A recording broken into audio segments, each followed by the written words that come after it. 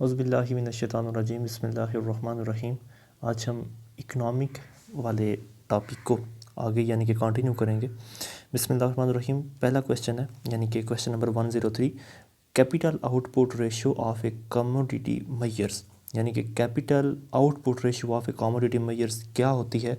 The amount of capital invested per unit of output. Capital output of A commodity जो होती है यानी कि वो जो उसकी जो रेशियो होती है वो कैसे मेजर की जाती है? The amount of capital invested per unit of output. Next है an economy is in equilibrium. An economy is in equilibrium. एक इकॉनमी उस वक्त जो है वो इक्वल हो जाती है यानी कि इक्विलिब्रियम हो जाती है जब intended investment equal intended saving. जब आपकी इन्वेस्टमेंट जो है वो सेविंग के इक्वल हो जाती है तो उस वक्त जो इकॉनमी होती है वो भी इक्विलिब्रियम में आ जाती है। The theory of purchasing power party holds that the exchange rate between two currencies tends to be in the ratio of their respectives. तो इसका आंसर है डोमेस्टिक परचेजिंग। दोबारा सुने, the theory of purchasing power parity holds that, यानी कि जो theory है purchasing power parity की उसके मुताबिक exchange rate between two currencies tends to be in the ratio of their respective. तो इसका आंसर है डोमेस्टिक परचेजिंग। नेक्स्ट है contingent ability appears contingent liability appears as a footnote in the balance sheet. This involves an accounting principle जिसका name है disclosure। दोबारा सुने, contingent liability appears as a footnote in balance sheet। contingent liability balance sheet के ऊपर as a foot note उस वक्त appear होती है। This involves an accounting principle जिसका नाम होता है डिस्क्लोजर। नेक्स्ट है a balance sheet is usually prepared at the end of period. जो बैलेंस शीट होती है वो पीरियड के एंड के ऊपर बनाई जाती है, प्रिपेयर की जाती है। नेक्स्ट है what is the new common currency of European union. European union की नई और कॉमन करेंसी जो है वो कौन सी है? तो वो है euro. Portfolio management, portfolio management जो होता है वो इफ़ेक्ट करता है raising loans at least possible interest cost. जो पोर्टफोलियो मैनेजमेंट होती है मींस एन एफर्ट टू, यानी कि पोर्टफोलियो मैनेजमेंट की जो एफर्ट्स होती हैं उनकी उनसे क्या मुराद है? Raising loans at least possible interest cost. Next है which of the following pairs of commodities is an example of substitute goods. इनमें से कौन सी जो कमोडिटी की एग्जांपल है? Which of the following pair of commodities, इनमें से कौन सा पेयर है जो कमोडिटी का जो एक परफेक्ट एग्जांपल है सब्सटीट्यूट गुड्स की? तो वो है मस्टर्ड ऑयल और कोकोनट ऑयल। मस्टर्ड ऑयल और कोकोनट ऑयल जो है ये पेयर्स ऑफ कमोडिटीज़ की एक एग्जांपल है। नेक्स्ट है which one of the following could best be regard as entrepreneur. Entrepreneur जो है मतलब उसका सबसे बेस्ट चीज़ क्या होती है? Grain merchant. यानी कि इन तमाम के अंदर से एंटरप्रेन्योर कौन है?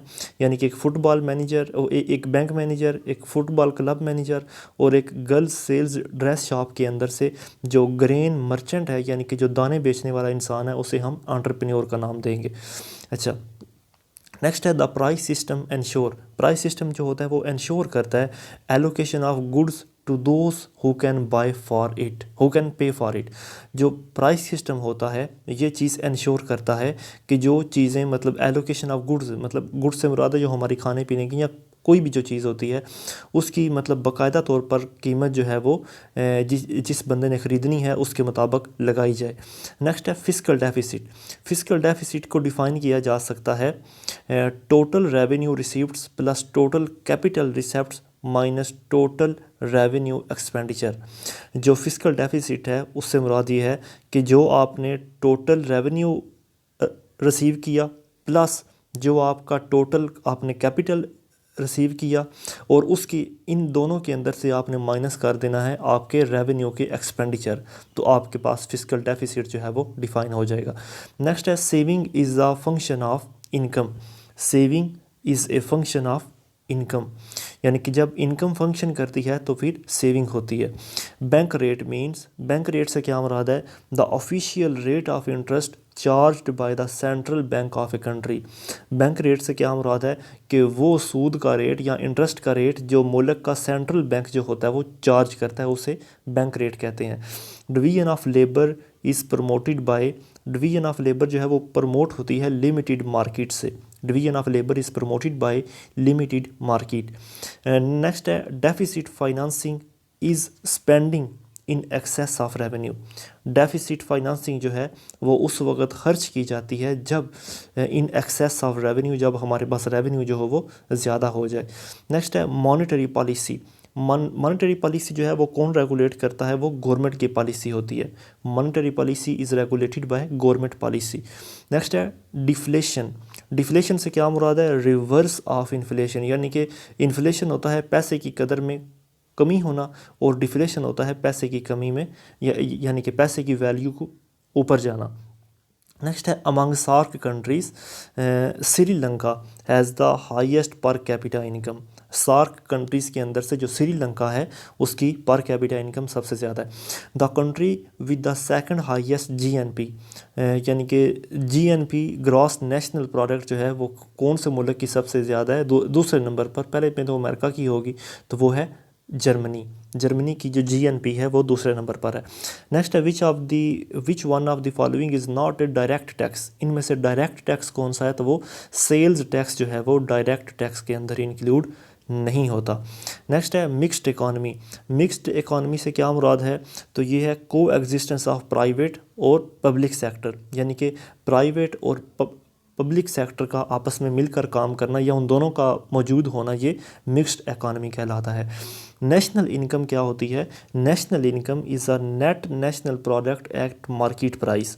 नेशनल इनकम क्या होती है, net national product at market price, यानी कि जो नेशनल प्रोडक्ट होती है उनकी मार्केट के अंदर जो बाकायदा नेट प्राइस होती है उसे नेशनल इनकम कहते हैं। Which of the following is the most important requirement to restrict inflationary pressure in the economy, यानी कि इन्फ्लेशन के प्रेशर को रोकने के लिए सबसे इम्पॉर्टेंट चीज़ क्या होती है, तो वो है an ever increasing level of productivity, यानी कि अगर आप लेवल ऑफ प्रोडक्टिविटी बढ़ाते हैं तो ज़ाहिर सी बात है आपका इन्फ्लेशन का जो प्रेशर होता है वो रुक जाता है इकॉनमी के ऊपर। इन the context of international trade the term dumping of the goods, यानी कि इंटरनेशनल ट्रेड के अंदर, इंटरनेशनल ट्रेड के कॉन्टेक्स्ट के अंदर डंपिंग से क्या मुराद है, डंपिंग से मुराद है सेल बिलो कॉस्ट प्राइस, यानी कि आप अपने कॉस्ट प्राइस से भी, यानी कि आपने एक प्रोडक्ट बनाई है आलमोस्ट 500 रुपये की, ठीक है, और आप उसे ओपन मार्केट में बेच देते हैं 400 रुपये की, तो इसे हम कहते हैं dumping. Which one of the following is not a capital market instrument. इनमें से कौन सा है जो कैपिटल मार्केट इंस्ट्रूमेंट नहीं है, तो वो है ट्रेजरी बिल। ट्रेजरी बिल जो है यानी कि ख़जाने का जो बिल होता है is not a capital market instrument, ये कैपिटल मार्केट इंस्ट्रूमेंट में नहीं आता। The local centre the exchange rate between to foreign currencies, यानी कि local centre the exchange rate between to foreign currencies, दो फॉरेन करेंसीज के दरमियान एक्सचेंज रेट को क्रॉस रेट कहते हैं, यानी कि लोकल सेंटर के अंदर जो मतलब एक्सचेंज रेट होता है दो फॉरेन करेंसीज के अंदर, उसे हम क्रॉस रेट कहते हैं। Public limited companies try to list their shares with stock exchange with their objective, उनका मकसद क्या होता है, to keep liquidity for the directors, to keep liquidity for the directors, यानी कि जो पब्लिक कंपनीज़ होती हैं वो अपने कुछ शेयर्स स्टॉक मार्केट के अंदर लेकर आती हैं, वो उनका एम क्या होता है, उनका एम होता है to keep liquidity for the directors. Next है taking advantage of price discrepancies among market by buying cheap in one place and selling dear somewhere else, तो उसे हम कहते हैं आर्बिट्रेज, आर्बिट्रेज उसे कहते हैं। दोबारा सुने, taking advantage of price discrepancies, यानी कि कम कीमतों का फ़ायदा उठा के चीज़ों से, यानी कि सस्ते दामों चीज़ें ख़रीद लेना फिर उन्हें बाद में किसी और जगह पर अच्छे दामों सेल कर देना, इसे कहते हैं आर्बिट्रेज। नेक्स्ट है who argued that profit is a payment for rental ability, ये किसने कहा था कि profit is a payment for rental ability, तो ये कहा था डेविड रिकार्डो ने, डेविड रिकार्डो ने। नेक्स्ट है who pointed out in the 19th century, 19वीं सदी के अंदर ये किसने कहा था, a rise in the price of bread makes so large a drain on labouring families that can more and not less if it, तो ये कहा था सर रॉबर्ट गिफन ने, सर रॉबर्ट गिफन ने।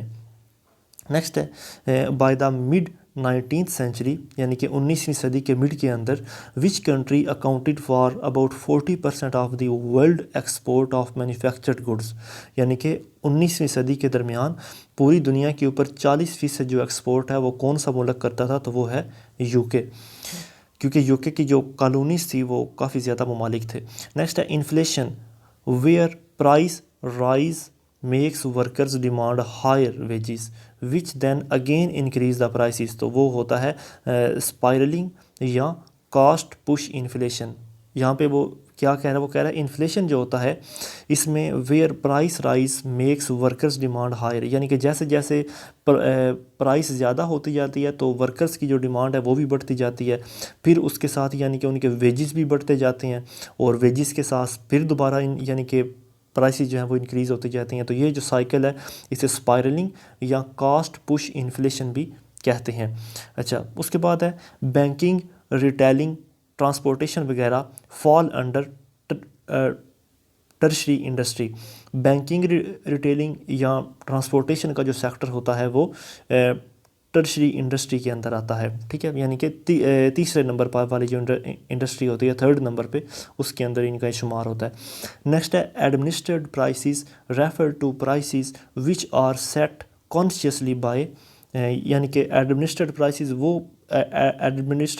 वो प्राइसेस होती हैं जो गवर्नमेंट या गवर्नमेंट की एजेंसी सेटल करती है, या मोनोपोली के ज़रिए सेटल होती हैं, या कार्टेल के ज़रिए सेटल होती हैं, यानी कि इन तीनों मेथड के ज़रिए जो है वो एडमिनिस्ट्रेटिव प्राइसेस जो हैं वो यानी कि सेटल होती हैं। नेक्स्ट है euro, the new European currency was launched. Euro जो है ये 1 जनवरी 1999 को लॉन्च हुआ। 1 जनवरी 1999 को यूरो करेंसी जो है ये लॉन्च हुई। The world economic crisis of which period is termed as the great depression, यानी कि जब इकोनॉमिक क्राइसिस आया तो कौन से वक्त का जो इकोनॉमिक क्राइसिस है उसे हम ग्रेट डिप्रेशन कहते हैं, तो वो है 1929 से 1933 तक का जो इकोनॉमिक क्राइसिस है उसे हम ग्रेट डिप्रेशन कहते हैं। Who wrote dance capital, dance capital जो है ये यानी कि जिसे हम बाइबल ऑफ कम्युनिज्म भी कहते हैं, ये कार्ल मार्क्स ने लिखी है, कार्ल मार्क्स ने ये बुक लिखी। There is no particular country where the entire population is urban in character, identify the country, तो वो है सिंगापुर। दोबारा सुने, there is no particular country where the entire population is urban in character, तो वो है Singapore, यानी कि उनकी सारी की सारी जो पॉपुलेशन है वो अर्बन पॉपुलेशन कंसिडर होती है, तो वो है सिंगापुर मुल्क। Who started the law of comparative cost in the context of the theory of international trade, यानी कि ये वाला who started the law of comparative cost, law of comparative cost जो है in the context of theory of international trade, यानी कि international trade theory के context के अंदर लॉ ऑफ कंपैरेटिव कास्ट किसने दिया था, तो वो दिया है David Ricardo, RICHARDO, David Ricardo ने। In which country did the industrial revolution first occur, industrial revolution सबसे पहले इंग्लैंड के अंदर शुरू हुआ, इंडस्ट्रियल रेवोल्यूशन सबसे पहले इंग्लैंड के अंदर शुरू हुआ।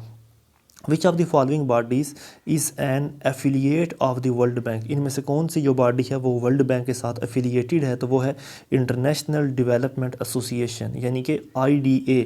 इंटरनेशनल डेवलपमेंट एसोसिएशन जो है ये वर्ल्ड बैंक के साथ क्या है एफिलिएट, यानी कि ये दोनों एक बॉडीज़ का हिस्सा है। द वर्ल्ड बैंक जो है वो नॉर्मली मीडियम या लॉन्ग टर्म के ऊपर आपको कर्ज़े फ्राहम करता है, मीडियम या लॉन्ग टर्म यानी कि टर्म के ऊपर आपको हमें कर्ज़े देता है। When was Uruguay round of multilateral trade negotiation under the GATT launch, यानी कि Uruguay round of multilateral trade, ये जो नेगोशिएशन है गैट के अंडर, ये कब हुई, सितंबर 1986 के अंदर, सितंबर 1986 के अंदर, क्योंकि 1995 के अंदर जो ये गैट है ये ख़त्म हो गई और इसकी जगह यानी कि ले ली वर्ल्ड ट्रेड ऑर्गेनाइजेशन ने, ठीक है। अच्छा, मतलब ये दोबारा सुने, यूरोगाई राउंड मल्टीलेटरल ट्रेड नेगोशिएशन जो है गैट के तहत ये लॉन्च हुई सितंबर 1986 में। Where are the headquarter of European economic community, तो वो ब्रुसल के अंदर यूरोपियन इकोनॉमिक कम्युनिटी का हेडक्वार्टर कहाँ पे है, ब्रुसल के अंदर। Which of the following organisation was brought into existence by the territory of Rome, यानी कि ट्रीटी ऑफ रोम के ज़रिए कौन सी ऑर्गेनाइजेशन जो है वो पैदा हुई, तो वो है European economic community. European economic community जो है वो ट्रीटी ऑफ रोम के तहत जो है वो एग्जिस्ट हुई। विच one of the following is an example of Kosai money या नियर मनी, इनमें से कौन सी ऐसी चीज़ है जो एग्जांपल है कोसाई मनी की या नियर मनी की, तो वो है bill of exchange. Bills of exchange जो है वो कोसाई मनी या नियर मनी की एग्जांपल है। When the commodity value of money and its value as money are equal, तो उसे हम कहते हैं फुल बॉडीड मनी। दोबारा सुने, when the commodity value of money, जब यानी कि पैसे की कमोडिटी वैल्यू और यानी कि वैल्यू एंड इट्स वैल्यू और उसकी अपनी वैल्यू जो है वो इक्वल हो जाए, तो हम कहते हैं कि फुल बॉडीड मनी हो गई है। ठीक है, अच्छा आगे है bad money drives good money out of circulation. Bad money जो होती है वो गुड मनी को सर्कुलेशन से बाहर कर देती है। With whose name is this law associated, यानी कि ये वाला कानून किसने दिया था, ये थॉमस ग्रेसहैम ने दिया था। GRESHAM, थॉमस ग्रेसहैम ने कहा था कि जो बैड मनी होती है वो गुड मनी को सर्कल से बाहर कर देती है आहिस्ता आहिस्ता। विच of the following is not a instrument of monetary policy, इनमें से कौन सी यानी कि ऐसा इंस्ट्रूमेंट है जो मॉनेटरी पॉलिसी का हिस्सा नहीं है, तो वो है टैक्सेशन। टैक्सेशन जो है ये मॉनेटरी पॉलिसी का हिस्सा नहीं है। बाकी bank rate, open market operation और क्रेडिट रेशनिंग ये सारे के सारे मॉनेटरी पॉलिसी का हिस्सा हैं, जबकि टैक्सेशन मॉनेटरी पॉलिसी का हिस्सा नहीं है। The liquidity trap condition, liquidity trap condition जो है ये कब पैदा होती है, very low rate of interest. The liquidity trap condition occurs at a very low rate of interest, यानी कि बहुत थोड़े रेट ऑफ इंटरेस्ट के ऊपर लिक्विडिटी ट्रैप कंडीशन जो है ये पैदा होती है। नेक्स्ट है in which capacity does a person stand to gain from deflation, यानी कि in which capacity does a person stand to gain from deflation, यानी कि डिफ्लेशन जो होता है, डिफ्लेशन से यानी कि इन्फ्लेशन का उलट होता है। इन्फ्लेशन में पैसे की यानी कि वैल्यू घट जाती है, डिफ्लेशन में पैसे की वैल्यू बढ़ जाती है। तो वो कहता है कि किस बंदे को फ़ायदा होता है, तो एज अ पेंशनर, यानी कि जो पेंशनर होता है उसको जो है वो फ़ायदा होता है, डिबेटर जो होता है उसे फिर नुकसान होता है। Which of the following is not a function of A commercial bank, commercial bank का फंक्शन क्या नहीं है, तो ये बैंकर टू द गवर्नमेंट, यानी कि बैंकर टू द गवर्नमेंट ये इसका फंक्शन नहीं है, इसका फंक्शन नहीं है। कमर्शियल बैंक का कौन सा फंक्शन नहीं है, तो वो है बैंकर टू द गवर्नमेंट। बाकी एक्सेप्टिंग पब्लिक डिपॉजिट ये भी इसका फंक्शन है। ग्रांटिंग लोन एंड एडवांसेस कर्ज़े भी फराहम करता है, और दूसरे एजेंसी के फंक्शंस भी परफॉर्म करता है जो कमर्शियल बैंक होते हैं, जबकि बैंकर टू द गवर्नमेंट ये गवर्नमेंट के तहत नहीं चलते। The branch banking system is in the Vogue in most countries of the world, in which country was it's first develop. जो ब्रांच बैंकिंग होती है, जिस तरह हमारे मुल्क में बहुत सारी ब्रांचें हैं, अलाइड बैंक है, यूनाइटेड बैंक है, हबीब बैंक है, तो ये जो ब्रांच बैंकिंग सिस्टम है ये सबसे पहले यूके से शुरू हुआ है। नेक्स्ट है an indirect tax. Indirect tax क्या होता है, An indirect tax is one where points of impact and incidences are different, जहाँ पर point of impact और incidences जो हैं वो मुख्तलिफ हों, वहाँ पर क्या होता है, indirect tax जो है वो लागू होता है। अच्छा जी, नेक्स्ट क्वेश्चन है which of the following is an example of indirect tax. तो जो सेल्स टैक्स होता है वो इनडायरेक्ट टैक्स में शामिल होता है। सेल्स टैक्स जो होता है वो इनडायरेक्ट टैक्स होता है। नेक्स्ट है euro, the new common currency of European community countries begin in its life world wide, तो वो 4 जनवरी 1999 को जो यूरोपियन करेंसी जो है वो यानी कि यूरोपियन कम्युनिटी के तहत जो है यूरो की जो करेंसी है वो शुरू हुई। ठीक है, 4 जनवरी 1999 को। From when did the euro become a legal tender, यानी कि यूरो बाकायदा एक लीगल टेंडर के तौर पर कब यानी कि एक हो गया, तो वो 1 जनवरी 2002 को। From when did the euro became a legal tender, euro जो है वो लीगल टेंडर बन गया 1 जनवरी 2002 को, जबकि ये लॉन्च हुआ था 4 जनवरी 1999 को। South Asia has 22% of the world population, the percentage of income इसके पास यानी कि जो परसेंटेज ऑफ इनकम है वो सिर्फ 1% है, जबकि जो पॉपुलेशन इसके पास है वो पूरी दुनिया का 22% है साउथ एशिया के पास, पूरे एशिया के पास नहीं, सिर्फ साउथ एशिया के पास। साउथ एशिया के पास यानी कि पॉपुलेशन 22% है वर्ल्ड वाइड, और इसके परसेंटेज जो इनकम है वो 1% है। which city in Germany has the distinction of housing the first car manufacturing plant in the world? यानी कि कौन सा जो शहर है जर्मनी का जहाँ पर सबसे पहला कार मैन्युफैक्चरिंग प्लांट जो है वो लगा, तो वो है स्टटगर्ट, STUTTGART। स्टटगर्ट जो है ये सिटी है जर्मनी का जहाँ पर सबसे पहला कार का मैन्युफैक्चरिंग प्लांट जो है वो नस्ब किया गया। Oil is measured in barrel, ठीक है जी, ऑयल जो है उसे बैरल के अंदर मेजर किया जाता है। What is the abbreviation for barrels? तो एब्रीवेशन इसकी बनेगी BBL। BBL जो है एब्रीवेशन है, BBL की जो यानी कि एब्रीवेशन है ये बैरल की एब्रीवेशन बनेगी। What term is given to unemployment caused by a downturn in the business cycle? तो वो है cyclical unemployment। दोबारा सुने, what term is given to unemployment caused by a downturn in the business cycle? यानी कि business cycle के अंदर कौन सी टर्म है जो unemployment cause करती है, तो वो है cyclic unemployment। अच्छा, नेक्स्ट है कि what do you call a situation where consumer buy less of the goods when its price falls and more of the goods when it rises? तो इसे हम कहते हैं गिफन्स पैराडॉक्स। यहाँ पर वो ये पूछना चाह रहा है, वो कह रहा है कि ऐसी सिचुएशन को हम क्या कहते हैं जब कंज्यूमर जो होता है यानी कि चीज़ें सस्ती होती हैं तो वो चीज़ों को कम ख़रीदता है, जब चीज़ों का रेट ज़्यादा हो जाता है तो वो चीज़ों को ख़रीदने लग जाता है। तो ऐसी सिचुएशन को गिफन्स पैराडॉक्स का नाम दिया गया है। अच्छा, what is common to the words creep, rise, gallop, burgeon, spiral, increase, climb and soar? तो इसे कहते हैं इन्फ्लेशन।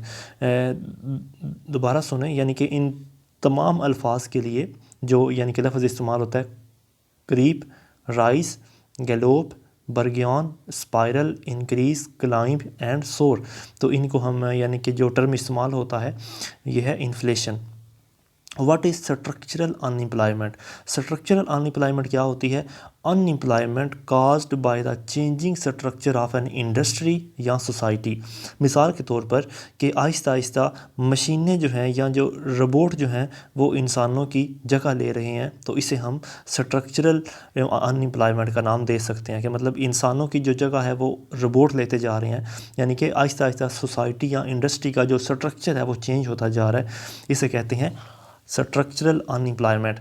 विच ट्रीटी एस्टैब्लिश्ड आ यूरोपियन इकोनॉमिक कम्युनिटी? तो वो हमने पीछे भी डिस्कस किया, रोम ट्रीटी इन 1957। रोम ट्रीटी 1957 के अंदर रोम के अंदर ट्रीटी हुई, यानी कि रोम जो है वो इटली का शहर है, ठीक है, और रोम के अंदर जो एक ट्रीटी हुई तो उसकी वजह से यूरोपियन इकोनॉमिक कम्युनिटी जो है वो इस्टेब्लिश हुई 1957 में। The term dollar is not a part of name of the currency in which of the following countries? जो डॉलर है वो यानी कि किसकी टर्म में इस्तेमाल नहीं होता, तो वो इटली की टर्म में इस्तेमाल नहीं होता। बाकी USA, सिंगापुर और मलेशिया के अंदर जो डॉलर की टर्म है ये करेंसी के तौर पर इस्तेमाल होती है।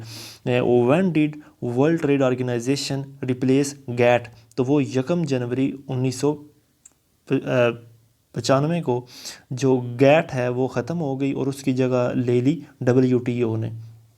नेक्स्ट है the production of mineral oil has spend a lot of wealth for many countries and businessmen. Which country is the largest producer of oil in the world? वो कह रहा है कि मतलब जो मिनरल ऑयल है वो बहुत सारे लोगों को उसने अमीर कर दिया और मुल्कों को भी उसने अमीर कर दिया और बहुत सारे बिजनेसमैन उसने पैदा किए। तो इस वक्त दुनिया का सबसे बड़ा लार्जेस्ट ऑयल प्रोड्यूसर कौन सा है? तो वो अमेरिका, USA जो है। नेक्स्ट है with whom would you associate the following quote? यानी कि ये जो कोट है the business of business is business, यानी कि the business of business is business, तो ये कहा था मिल्टन फ्रीडमैन ने। मिल्टन फ्रीडमैन ने कहा था the business of business is business. Who among the following is the most benefited from inflation, तो वो है जो मकरूज़ बंदा होता है वो जब इन्फ्लेशन आता है, पैसे की वैल्यू जब कम हो जाती है, तो जो मकरूज़ बंदा होता है उसे फ़ायदा हो जाता है। Which of the following group suffer the most from inflation, इनमें से कौन सा ग्रुप है जो इन्फ्लेशन से ज़्यादातर यानी कि जिसको नुकसान होता है, तो वो है क्रेडिटर्स, यानी कि वो लोग जिन्होंने पैसे दिए हुए होते हैं, क्रेडिटर्स को सबसे ज़्यादा नुकसान होता है। इन्फ्लेशन इम्प्लाइज, इन्फ्लेशन जो होता है वो किस किस के ऊपर अप्लाई हो सकता है, यानी कि किस के ऊपर अप्लाई होता है, rise in general price index. Inflation से मुराद जो होती है कि जो आम तौर पर जो चीज़ें होती हैं उनकी जो कीमत होती है वो बढ़ जाती है, इन्फ्लेशन की वजह से आम चीज़ों की जो कीमत है वो बढ़ जाती है। The situation with increasing unemployment and inflation is termed as stagflation. The situation, ऐसी situation which with increasing unemployment and inflation, जहाँ पर अनएम्प्लॉयमेंट भी बढ़ रही हो यानी कि बेरोज़गारी, और पैसे की कदर यानी कि बेरोज़गारी बढ़ रही हो, पैसे की कदर घट रही हो, तो ऐसी सिचुएशन को हम कहते हैं stagflation. Stagflation. Which of the following factor contribute to an inflationary trend, इनमें से कौन सा फैक्टर या कंट्रीब्यूट करता है एज ए इन्फ्लेशनरी ट्रेंड के ऊपर, तो वो है 15% increase in supply of money in the market. दोबारा सुने, which of the following factor contribute to an inflationary trend, तो वो है 15% increase in supply of money in the market, यानी कि मार्केट के अंदर जब 15% पैसे की जो खपत है वो बढ़ जाती है, तो ख़तरा होता है कि जो इन्फ्लेशन है वो यानी कि आ रहा है। नेक्स्ट है, which of the following can be used for check inflation temporarily, तो हम यानी कि वक्ती तौर पर यानी कि टेम्परेरीली इन्फ्लेशन को कैसे चेक किया जा सकता है, तो अगर हमारा टैक्स कम हो रहा है यानी कि टैक्स कलेक्शन हमारी घट रही है, तो बहुत ख़तरा है कि इन्फ्लेशन आने वाला है। N essential attribute of inflation, एक यानी कि इसेंशियल एट्रीब्यूट मतलब सबसे ज़्यादा जो चीज़ हिस्सा डालती है इन्फ्लेशन को लाने के अंदर, तो वो है इंक्रीज़ इन प्राइसेस, यानी कि मैंने पहले बताया कि चीज़ों की कीमतें बढ़ जाती हैं जब इन्फ्लेशन आता है। The best example of saving during inflation, जब मतलब the best means of saving during inflation is to keep money, यानी कि इन्फ्लेशन के वक्त सबसे अच्छा तरीका क्या होता है इन्फ्लेशन को रोकने का, तो वो है पैसे को सेव करके रख लेना, यानी कि पैसे को बचा के रख लेना। नेक्स्ट है, यानी कि गवर्नमेंट बॉन्ड, इक्विटी या टाइम डिपॉजिट विद बैंक्स, इन चीज़ों के बजाय अगर आप अपने पैसे को संभाल लेते हैं तो इन्फ्लेशन से बच जाते हैं, यानी कि कुछ हद तक। The period of high inflation and low economic growth is termed as stagflation, मतलब दोबारा सुन लें, स्टैगफ्लेशन जब इन्फ्लेशन हाई हो रहा हो और इकॉनमी की जो ग्रोथ है वो कम हो रही हो और अनएम्प्लॉयमेंट जो है वो इंक्रीज़ हो रही हो, तो ऐसी सूरत हाल को स्टैगफ्लेशन कहते हैं। Stagflation, stagflation implies a case, stagflation से क्या होता है, रिसेशन प्लस इन्फ्लेशन। रिसेशन से क्या मुराद है, अनएम्प्लॉयमेंट, और इन्फ्लेशन से क्या मुराद है, मतलब पैसे की कदर कम हो जाना। ये दोनों चीज़ें मिलकर स्टैगफ्लेशन लाती हैं। अच्छा, deficit financing create additional paper currency to fill the gap between expenditure and revenue. This device aims at economic development but it is fails, क्योंकि इसकी वजह से मतलब जैसे जैसे अगर पैसे की कमी होती जाती है तो पेपर करेंसी जो है वो बढ़ती जाती है, और जैसे जैसे पेपर करेंसी बढ़ती है तो इन्फ्लेशन जो है वो जनरेट होता चला जाता है। अच्छा, उसके बाद बात करें, उसके बाद वो कहता है कि among the remedies of inflation we can not include, मतलब अगर हम क्या करना चाहते हैं कि इन्फ्लेशन के रेट को कम करना चाहते हैं, उसकी रेमेडी यानी कि उसका हल जो है वो क्या है, तो उसका हल है यानी कि उसका हल क्या नहीं है, तो वो है लोअरिंग बैंक रेट, यानी कि अगर आप बैंक के रेट को कम कर देते हैं तो इन्फ्लेशन के ऊपर कोई असर नहीं पड़ेगा। ठीक है। अच्छा, उसके बाद है a very rapid growth in prices in which money loses its value to the point where even barter may be preferable is known as hyperinflation। ओए होए, दोबारा सुने, वो कह रहा है कि very rapid growth in prices, अगर यानी कि चीज़ों की कीमतें बहुत ज़्यादा बढ़ रही हैं, in which money loses its value, और पैसा अपनी कदर दिन ब दिन घटा रहा है, तो ये वो पॉइंट होता है जब हम बार्टर सिस्टम को प्रेफर देते हैं इंस्टेड ऑफ एक दूसरे से पैसे से चीज़ें खरीदना, तो वो होती है, ऐसी सिचुएशन को हाइपर इन्फ्लेशन कहते हैं, हाइपर इन्फ्लेशन को। अच्छा नेक्स्ट है, inflationary gap is a situation characterised by exchange of aggregate demand over aggregate supply at the full employment level. Inflationary gap एक ऐसी सिचुएशन होती है जो करेक्टराइज होती है, यानी कि जिस जो खसूसियत होती है excess of aggregate demand over aggregate supply at the full employment level. Next है, inflation is caused as a result of, inflation कब पैदा होती है, इंक्रीज़ इन मनी, जब पैसा बढ़ जाता है, increase in money supply without corresponding increase in production, यानी कि प्रोडक्शन जो है वो कांस्टेंट रहती है, जबकि पैसे की जो सप्लाई है वो बढ़ जाती है, तो फिर इन्फ्लेशन आता है। Which of the following account for cost push inflation, इनमें से कौन सा यानी कि अकाउंट है जो मतलब इन्फ्लेशन को पुश करता है, तो वो है इंक्रीज़ इन इनडायरेक्ट टैक्सेशन, मतलब इनडायरेक्ट टैक्सेशन जिसे हम सेल्स टैक्स भी कहते हैं, ठीक है, अगर वो बढ़ता है तो डेफिनेटली जो मतलब इन्फ्लेशन को मज़ीद पुश मिल जाती है, वो मज़ीद इन्फ्लेशन चीज़ें हो जाती हैं। अच्छा नेक्स्ट है डिवैल्यूएशन, डिवैल्यूएशन से क्या मुराद है, lowering the value of one currency in comparison to some foreign currency, मतलब किसी मुल्क के पैसे की कदर घट जाना कंपेयर टू दूसरे मुल्क की करेंसी के, यानी कि फॉरेन करेंसी के मुकाबले हमारी करेंसी की कदर कम हो जाना। Monetary policy is regulated by central bank, monetary policy ये गवर्नमेंट की पॉलिसी होती है जो कि रेगुलेट करता है central bank.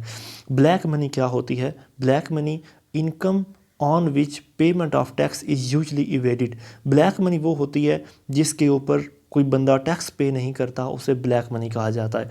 Devaluation of currency by a country is meant to land, devaluation number 2 और नंबर 3 का पॉइंट है, यानी प्रमोशन ऑफ इंपोर्ट सब्सटीट्यूशन और एक्सपेंशन ऑफ एक्सपोर्ट ट्रेड।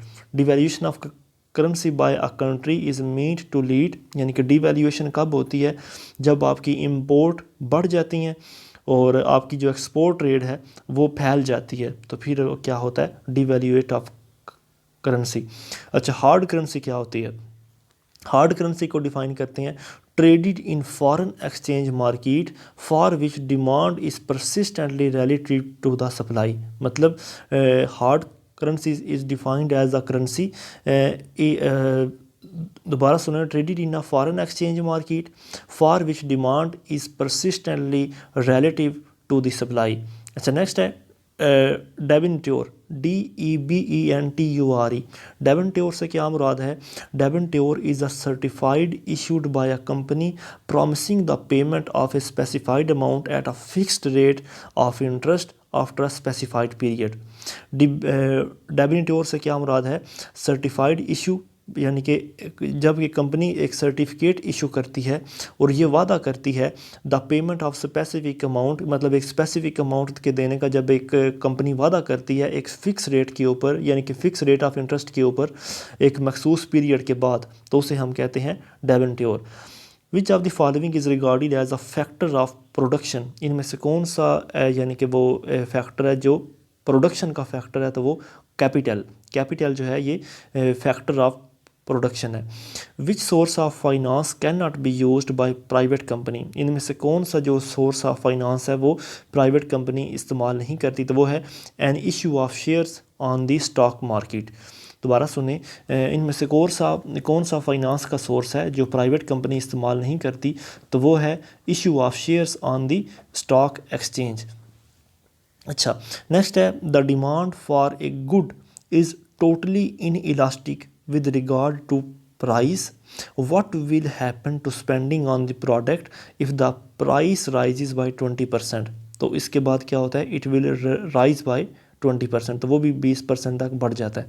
अच्छा नेक्स्ट है और last, the term real wage, the term real wage से क्या मुराद है, the term real wage means the money wage, तो ये क्या होती है, allowing for change in prices, allowing for change in price जो होती है ये रियल वेज होती है। थैंक यू सो मच, अस्सलाम वालेकुम।